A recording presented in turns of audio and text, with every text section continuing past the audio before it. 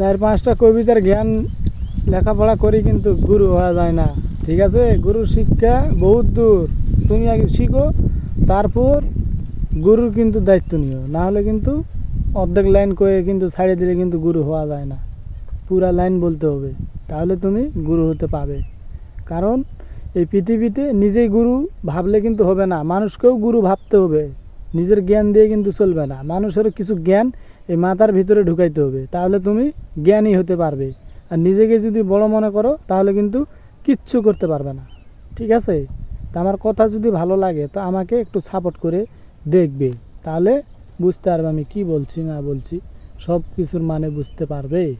বোঝা গেছে? আমি কিন্তু অসাধারণ লোক, সাধারণও না, অসাধারণ মানে বোঝো, আমি একটু আলাদা টাইপের লোক। সবার সাথে আমি মিশবো না, কারণ আমি অন্য ধাতু দিয়ে তৈরি।